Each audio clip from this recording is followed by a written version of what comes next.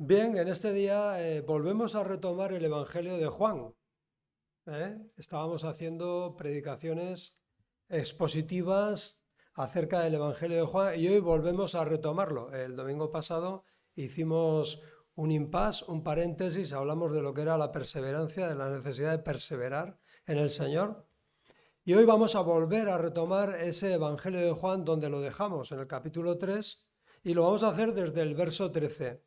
Yo esta predicación, y después de meditar y leer y releer un texto que seguramente sea uno de los primeros textos que te aprendes de memoria cuando te conviertes, ¿verdad? Juan 3:16, un texto que lo habremos visto también en los mundiales de fútbol. No sé si habéis tenido la oportunidad, a veces aparece una pancarta y pone Juan 3, 16. Yo entiendo o quiero pensar que muchas personas saben lo que están leyendo, pero bueno, tan reducido. Pone Juan 3:16 y ahí hay millones de personas en la televisión viéndolo. Digo, supongo que sabrán lo que están leyendo. No lo sé, ¿eh? No lo sé. De cualquier modo, es un texto tan conocido para el pueblo cristiano, ¿verdad? Para los hijos de Dios. Yo creo que es uno de los textos que primero memorizamos. Pues hoy lo vamos a considerar, lo vamos a tratar. Yo esta predicación la he titulado La provisión de Dios es... ¿Cuál es la provisión de Dios? Y vamos a ver qué es proveer, ¿no? ¿Qué es lo que Dios ha provisto? Bueno, pues lo que Dios ha provisto es su inmensurable amor. ¿Y qué significa la palabra inmensurable, amor? Inmensurable. Pues bueno, es algo que no se puede medir. Es imposible de medir el amor de Dios. Y digo que lo que Dios ha provisto es totalmente necesario que lo valoremos. ¿Sabéis cuál es el problema de muchísimas personas, incluso de nosotros mismos? Que no se valora suficientemente lo que el Señor dice, lo que el Señor ofrece. Y yo creo, sinceramente, que para poder valorar adecuadamente lo que Dios nos da, lo que Dios nos está ofreciendo, es imprescindible la fe. Sin fe es imposible que valoremos suficientemente lo que Él nos está ofreciendo. Pero además, y este año hemos empezado con la palabra perseverar, y os adelanto, yo creo que es totalmente indispensable valorar adecuadamente lo que Dios nos está dando para poder perseverar. ¿Por qué? Porque si no lo valoramos adecuadamente, y yo sé que tú sí lo valoras porque eres una persona de fe y tienes presente cuánto vale lo que Dios te está ofreciendo en Cristo, pero si no lo valorásemos, sería fácil abandonar y no perseverar. Pero es tanto lo que hay en juego. Es tanto lo que hay en juego.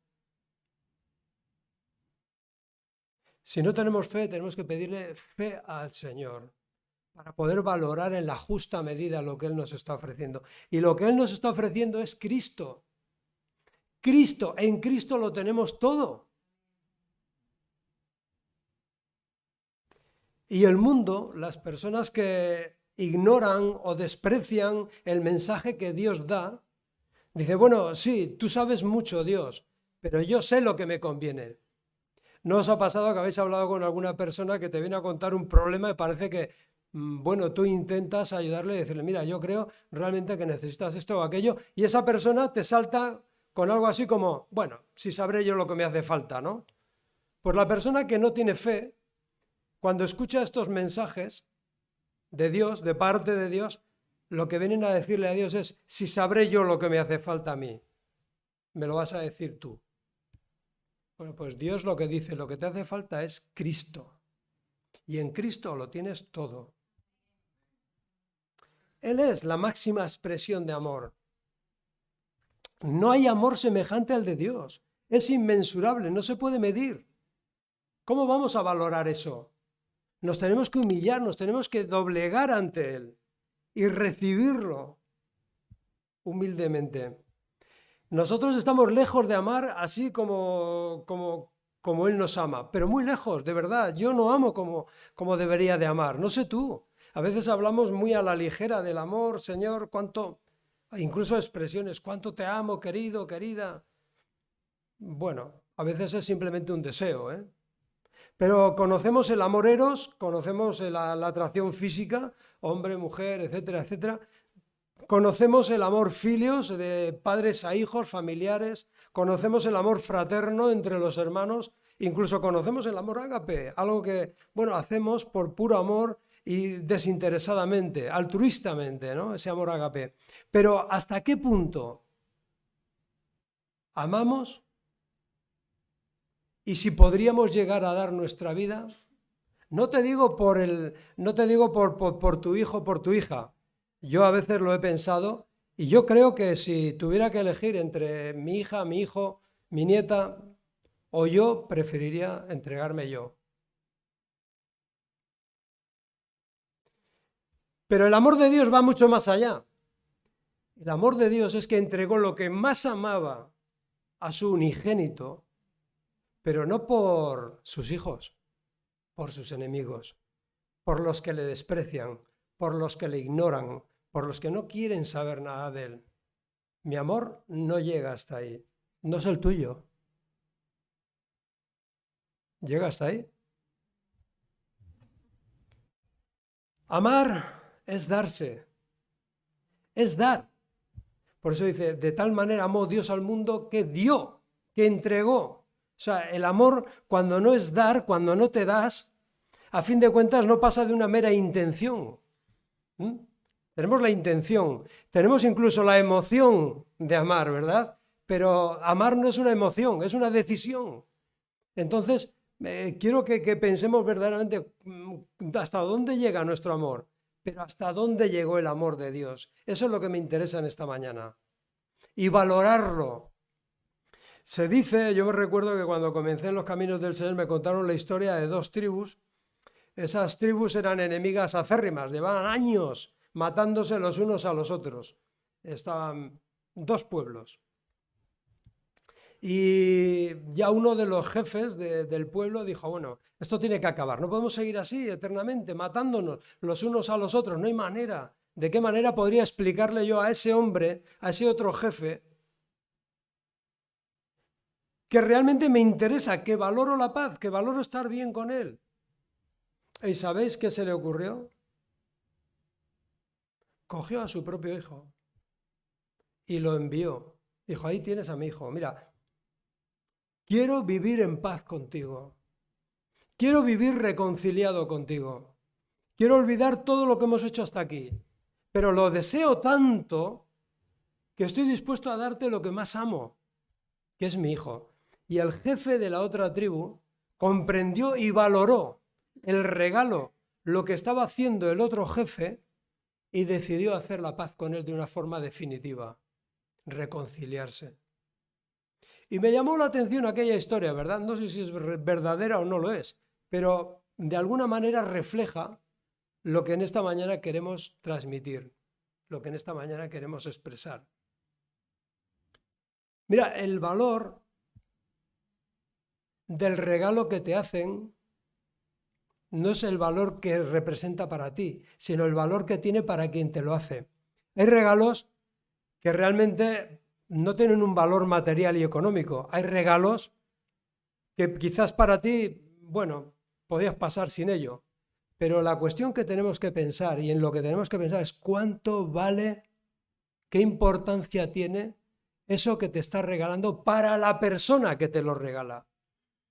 Imagínate, yo uno de los regalos más bonitos que he recibido alguna vez en mi vida, que más me han emocionado, era una hoja de papel que tenía escrito con garabatos porque casi no sabía escribir. Y decía, papá, te quiero. ¿Qué valor económico tiene? Ninguno. Pero ¿qué valor tenía para la persona que me lo estaba haciendo? ¿Qué valor tiene Cristo para quien lo entregó para hacer la paz conmigo? Para poner mis pies sobre la roca. Por eso digo que la provisión de Dios es totalmente necesario valorarla en su justa medida. Quizás, y conocer la historia de aquella mujer que echó una moneda en la ofrenda, ¿verdad? Que tenía muy poco valor, el menor de los valores. No sé qué valor le habrían dado los que contaron la ofrenda. Con esto no quiero meterme con nadie, que ahora habrá que contarla. Pero quiero decir, ¿qué valor le dieron los que contaban la ofrenda a aquella monedica de aquella mujer? Sin embargo, para ella era todo lo que tenía.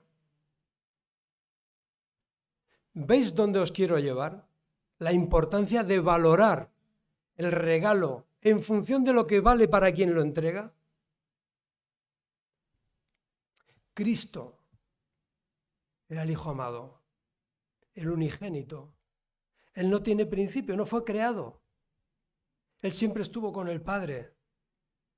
Y para que entendamos cuánto desea Dios hacer la paz con nosotros, vivir reconciliados, para que veamos cuánto vale la vida eterna, lo que Él ha provisto para nosotros, dice, no tengo más, no tengo algo de mayor valor que mi propio Hijo. Y al hilo de esto, ¿cuánto vale esa vida eterna? ¿Cuánto vale lo que Dios ha provisto? Mira, Él le da mucha importancia, el Señor le da mucha importancia y quiere que nosotros le demos importancia a esa vida eterna. A veces nosotros vivimos tristemente olvidando lo que está en juego, ¿verdad? Claro, si ya has sido salvo, si estás en Cristo, eso es seguro que tienes vida eterna. No es por las obras que tú hagas, no tiene nada que ver, es en Cristo. Y es por Cristo por quien tenemos vida eterna. Pero es que Dios está diciendo, para mí es muy importante que entiendas cuánto vale lo que está en juego. Está en juego tu vida eterna. Y hay personas en este mundo que cuando hablas con ella dicen, bueno, a mí me parece muy bien aquello de la vida eterna, pero de momento voy a disfrutar de esta. Luego ya veremos. Pues antes lo comentaba Melchor, pero quién sabe. No sabemos, ninguno de nosotros, cuál es el momento en el que vamos a tener que presentarnos delante del Padre, ¿verdad? Dice Romanos 3:23, un texto que es archiconocido también, ¿verdad? Yo digo que el Romanos, la epístola de los Romanos es el Evangelio de Pablo. Y si lo leéis detenidamente os daréis cuenta de que es así. Es el Evangelio de Pablo. Dice Romanos 3:23, todos hemos pecado. Nadie puede alcanzar la meta gloriosa establecida por Dios. Nadie puede alcanzar por su cuenta la meta establecida por Dios, la meta gloriosa. Sin embargo, en su gracia, Dios gratuitamente nos hace justos a sus ojos por medio de Cristo Jesús, quien nos liberó del castigo de nuestros pecados. Verso 25. Pues Dios ofreció a Jesús como el sacrificio por el pecado. Las personas son declaradas justas a los ojos de Dios cuando creen que Jesús sacrificó su vida al derramar su sangre. Ese sacrificio muestra que Dios actuó con justicia cuando se contuvo y no castigó a los pecadores que pecaron en el pasado, porque miraba hacia el futuro y de ese modo los incluiría en lo que llevaría a cabo en el tiempo presente. Dios hizo todo eso para demostrar su justicia, porque Él mismo es justo e imparcial. Y a los pecadores los hace justos a sus ojos cuando creen en Jesús. Eso es lo que Dios ha provisto. Jesús. Y no hay nadie que pueda decir, yo soy más listo que Dios y sé lo que necesito. No. No es así. Bueno, y al hilo de todo esto, la vida eterna empieza ya en esta. Ya podemos vivirla. Cuando empezamos a vivir en Cristo Jesús. Cuando por fe abrazamos su obra. ¿Qué valor tiene la fe? Más adelante, en este mismo capítulo de Juan, hay un verso, el 36, que dice, los que creen en el Hijo de Dios tienen vida eterna. Los que no obedecen al Hijo nunca tendrán vida eterna, sino que permanecen bajo la ira del juicio de Dios. Déjame que te diga algo, que ya sabes, pero como a veces estas predicaciones las ven otras personas, también luego en las redes, la justicia de Dios será satisfecha. Déjame que te lo asegure, te lo digo por fe, te lo profetizo. La justicia de Dios va a ser satisfecha. Y o la satisfizo Cristo en aquella cruz y tú te has metido debajo de su autoridad, o un día será satisfecha en el juicio eterno. Pero será satisfecha. Has pensado en eso muchas veces, ¿verdad? O sea, la justicia de Dios va a ser satisfecha o en Cristo o en el día del juicio, donde ya estarás sin Cristo y sin su cobertura. Gracias a Dios que los que aquí estamos y muchísimas personas como nosotros están ya bajo la autoridad de Cristo, están ya bajo la obra de Cristo.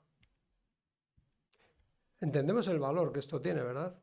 Estamos hablando de vida eterna, estamos hablando de un amor inmensurable y estamos diciendo que perseverar requiere valorar lo que Dios ofrece. Porque si no lo valoramos adecuadamente, pues qué más da, ¿de qué me están hablando? De cuentos chinos, de cuentos. Se requiere la fe para valorar adecuadamente.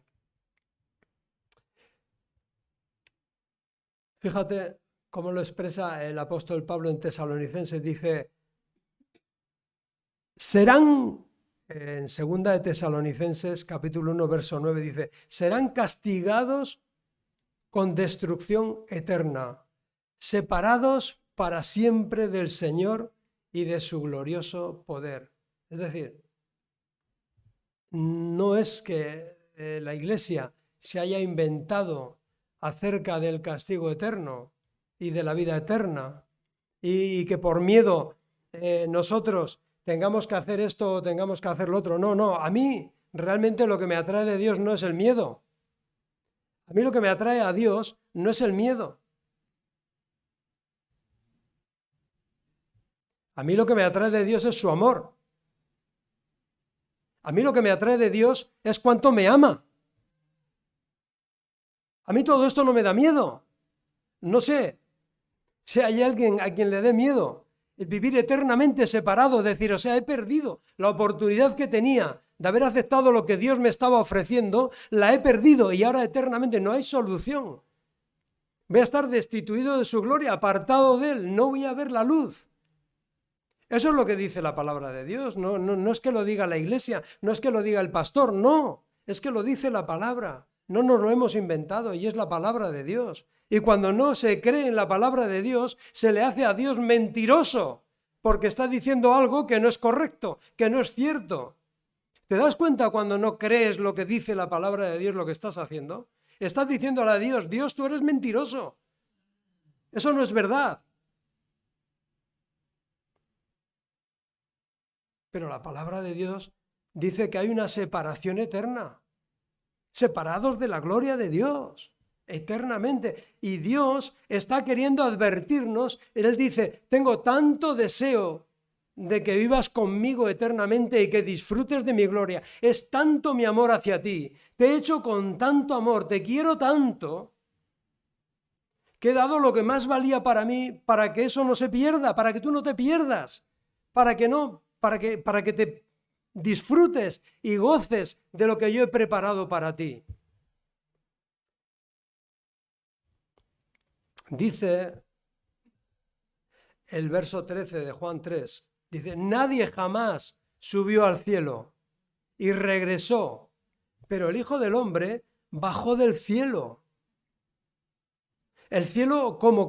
Como localización, como una localización espiritual, pero también como reino.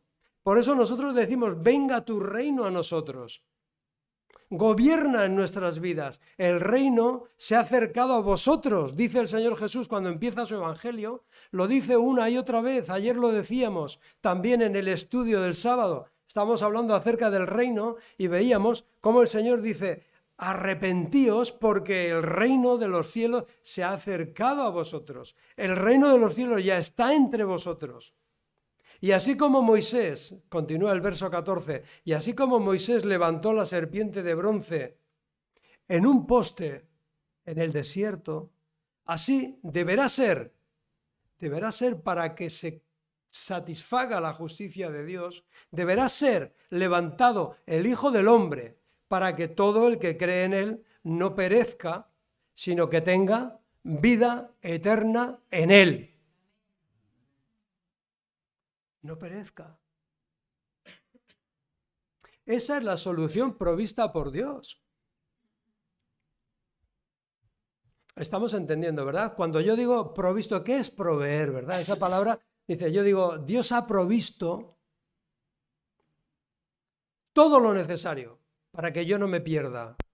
¿Pero qué es proveer? Proveer es, fíjate, preparar, reunir, suministrar, facilitar todo lo que necesitas para que llegues a alcanzar un fin. Y dice, para alcanzar ese fin, Dios ya ha provisto todo lo que tú necesitas. ¿No necesitas más? Así es el amor de Dios. Dice entonces el verso 16, Dios amó tanto al mundo, amó tanto a los creyentes, amó tanto al mundo. Y cuando habla de mundo no es el mundo a todas las criaturas, a toda su creación. Ahora, ¿todo el mundo se va a beneficiar de ese amor? ¿Todo el mundo se va a beneficiar de la obra de Dios? A la vista está, no. Hay personas que han valorado más otras cosas. Lo voy a decir otra vez por si no ha quedado claro. La cuestión es que hay personas que valoran más otras cosas. Es decir, no creen que lo que Dios dice sea cierto. No creen que la vida eterna esté en juego. No creen que esa vida eterna valga la pena.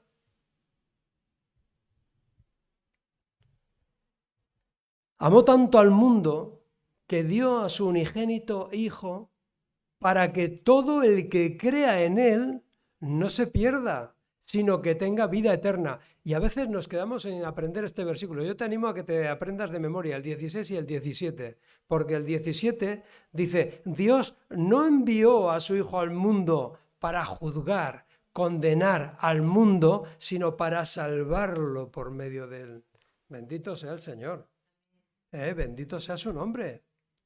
Ese es su deseo, que lo que ha preparado no se lo pierda nadie.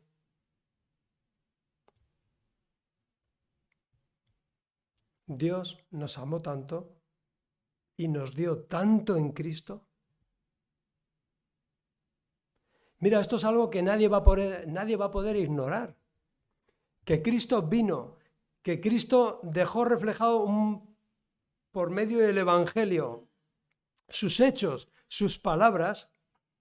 Difícilmente habrá persona en el mundo que no lo haya oído. Difícilmente.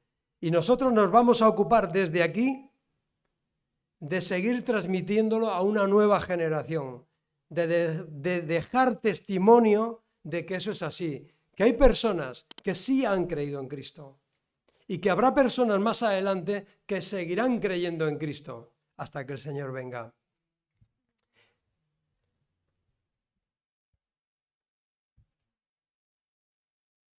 Verso 18. No hay condenación para todo aquel que cree en él. No hay condenación para todo aquel que cree en él. Pero todo el que no cree en él ya ha sido condenado por no haber creído en el nombre del único Hijo de Dios. Y repito, a mí no me atrae a Dios el miedo. Me atrae a Dios su amor. Pero está claro que quien no cree en lo que Dios provee y busca otros medios, está perdido. Está perdido, lo tenemos que decir así, el Evangelio es así. Está perdido. es decir, todo lo que ha recibido en esta vida, todas las posibilidades que ha tenido, todas las oportunidades que ha tenido, las ha perdido. Y Dios no quiere que se pierda. Dios quiere que aproveches esta vida, que vivas esta vida con la mirada puesta en la vida venidera. ¿Y eso se puede hacer? Claro, claro, teniendo en cuenta lo que Dios dice, creyendo lo que Dios dice. Así tú vives en esta vida, vas peregrinando en esta vida, lo que tengas de vida, cada uno tendrá lo suyo, pero con la vista puesta en la eternidad. Y se puede hacer. Lo han hecho muchas personas antes que nosotros. Lo seguimos haciendo nosotros. Vamos a perseverar en ello. Y vendrán personas detrás de nosotros que también creerán en Cristo. Y nosotros tenemos una función y es dar testimonio de ese evangelio a quienes vengan, a quienes lo escuchen, a quienes quieran escucharlo. Esta es la condenación. Y sigue hablando el evangelio de condenación. Dice, esta es la condenación. La condenación se basa en el siguiente hecho, verso 19. La luz de Dios llegó al mundo, pero la gente amó más la oscuridad que la luz, porque sus acciones eran malvadas. Todos los que hacen el mal odian la luz y se niegan a acercarse a la luz porque temen que sus pecados queden al descubierto. Pero los que hacen lo correcto se acercan, vienen a la luz para que otros puedan ver que están haciendo lo que Dios quiere. Es decir, que puedan ver que Dios está obrando en ellos. Esta es la condenación que se ama más la oscuridad, las tinieblas que la luz. Se ama más el pecado. Me da más satisfacción inmediata. Lo hemos dicho muchas veces. Satanás, el diablo, está muy interesado en que no resplandezca la luz de Cristo. Por eso molesta tanto el evangelio en el mundo. Por eso es la iglesia más perseguida en el mundo, el cristianismo. Una iglesia que no persigue a nadie es perseguida. Por eso cientos de cristianos mueren todos los días por su fe en Cristo. ¿Por qué? Porque buscan un reino, porque se apoderan de riquezas. ¿Por qué? Simplemente porque están trayendo luz al mundo. Y eso no lo puede soportar el mundo. Eso no lo soporta el diablo. Y muchas personas están colaborando para que esa luz se apague. Pero estamos un buen grupo de personas que estamos dispuestos ¿a qué? A que la luz no se apague. A seguir predicando el evangelio.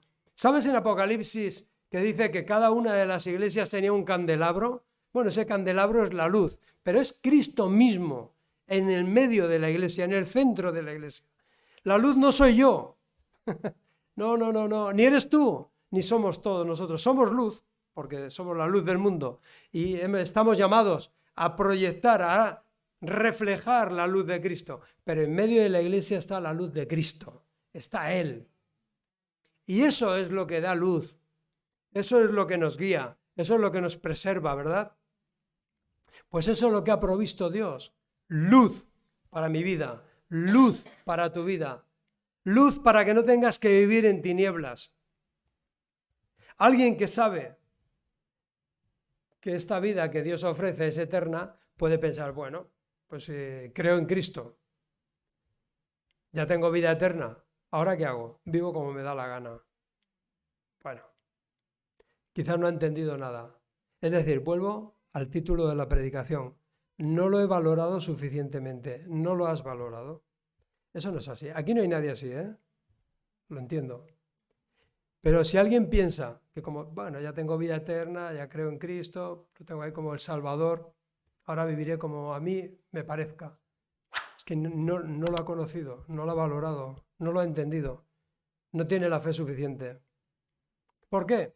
Porque alguien que piensa así, simplemente habría que preguntarle, ¿y quién es Jesús para ti? ¿Quién es Cristo? ¿Es lo que Dios ha provisto para que no te pierdas? ¿Es lo que más valor tiene para Dios? La obra de Dios, la obra que ha hecho a través de Cristo, ¿es lo que más vale para ti?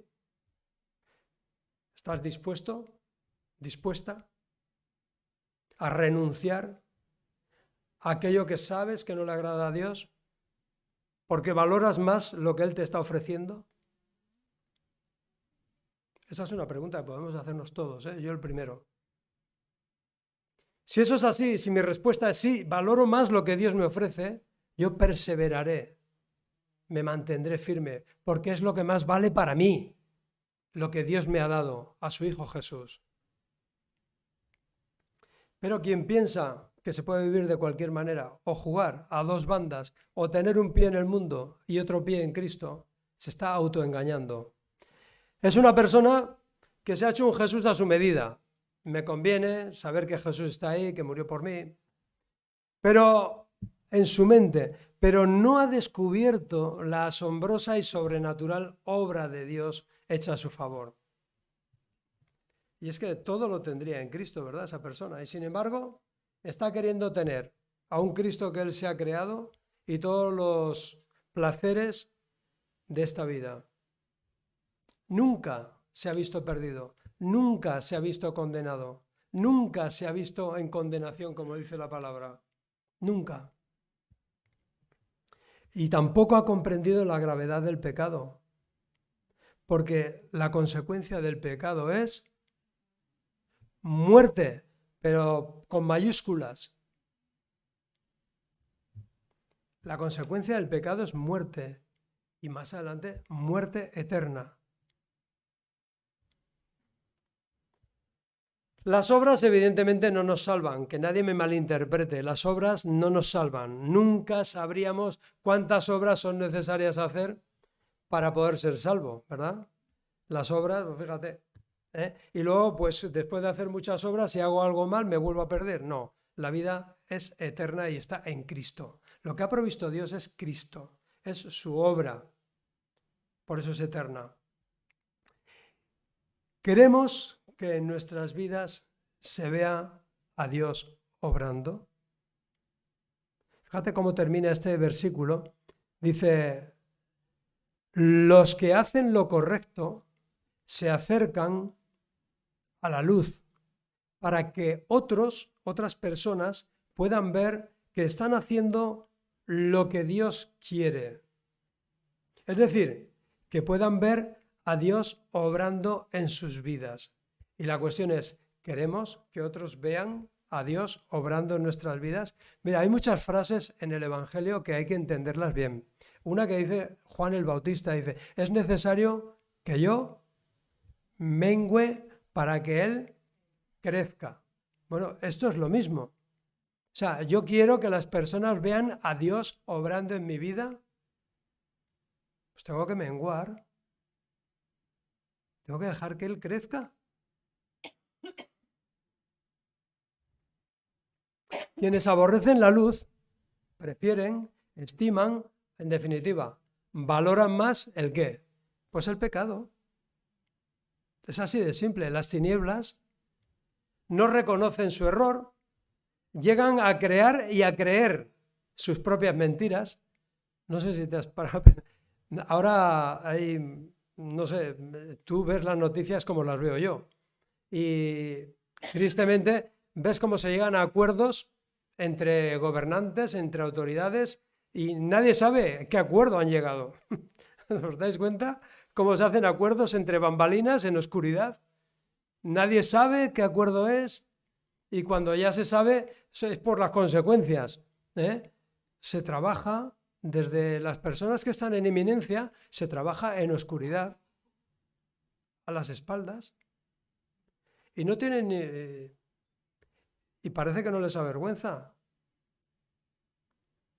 No se gobierna la luz, ¿verdad? No me voy a meter en esas áreas, ¿verdad? Porque son delicadas. Pero bueno, lo estamos viendo a diario en las noticias, ¿verdad? Cómo se llegan a acuerdos detrás, a espaldas de las personas, en las tinieblas, donde no se nos ve. Pero es que nosotros también podemos caer en la tentación de hacer cosas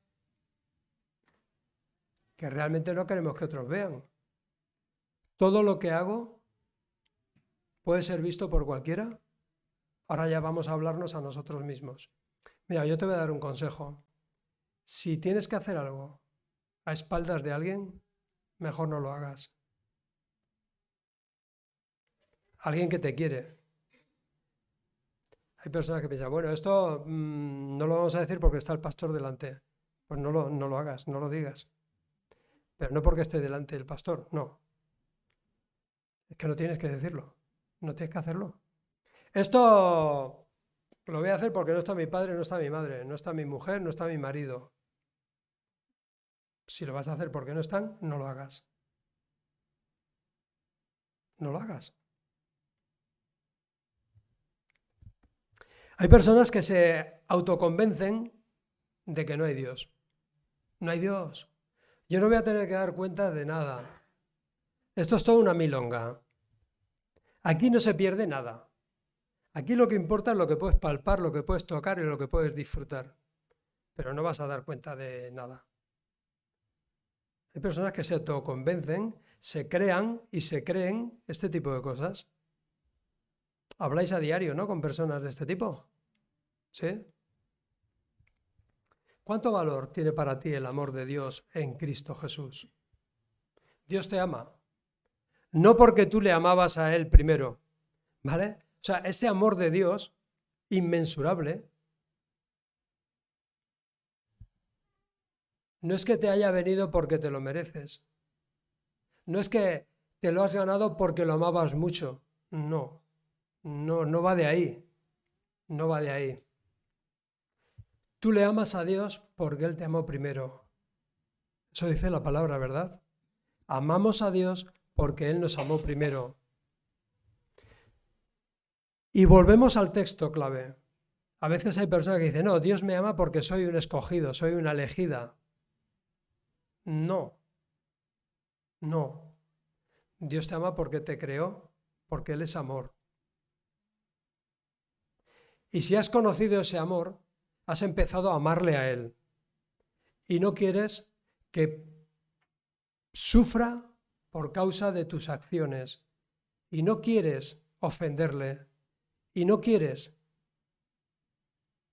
que se sume un pecado más a la lista que ya tenías.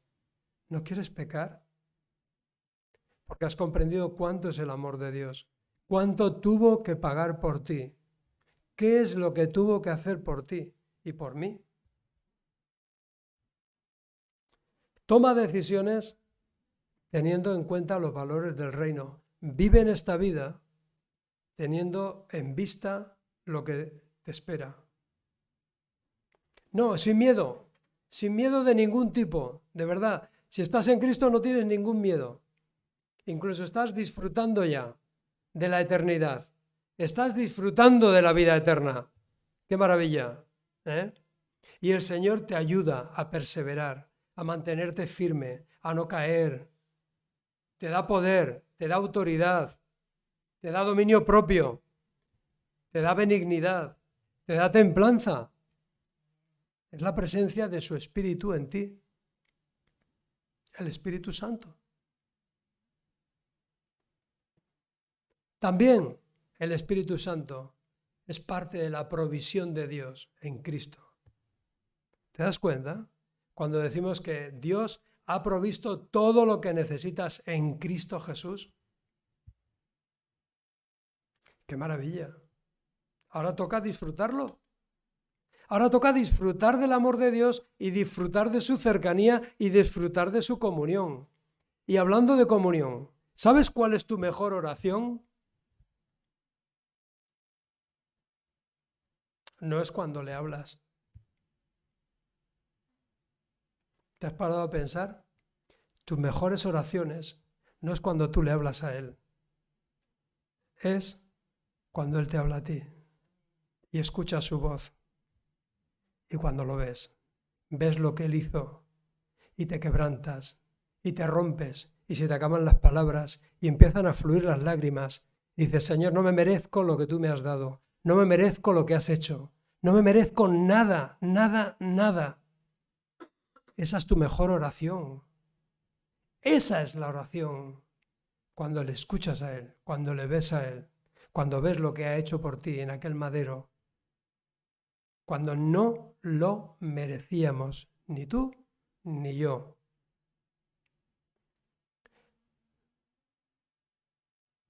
Qué oraciones tan intensas, tan maravillosas. ¿Te has visto?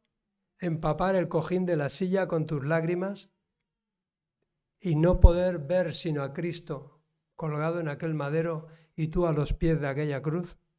Esa es tu mejor oración. No son palabras. No son palabras. Ahora dice el mismo evangelista, Juan, en su primera carta, y con esto terminamos, dice, mirad, dice el apóstol, mirad. Primera de Juan 3, del 1 al 3. Mirad cuál amor nos ha dado el Padre. ¿Podemos mirar ese amor? Sí, claro. Y cuando lo miramos se nos acaban las palabras. Cuando vemos ese amor no tenemos palabras. Mirad cuál amor nos ha dado el Padre para que seamos llamados hijos de Dios. Por esto el mundo no nos conoce, porque no lo conoció a Él. Amados, amadas, ahora somos hijos e hijas de Dios y aún no se ha manifestado lo que hemos de ser. Aún no se ha manifestado lo que hemos de ser, pero sabemos que cuando Él se manifieste, seremos semejantes a Él, porque le veremos tal como Él es. Y verso 3. Y todo aquel que tiene esta esperanza en Él, se purifica a sí mismo, así como Él, Cristo, es puro. Bendito sea el Señor. Pues que el Señor te bendiga y que podamos mirar día tras día cuál amor nos ha dado el Padre en Cristo Jesús, porque en Él lo tenemos todo. Amén.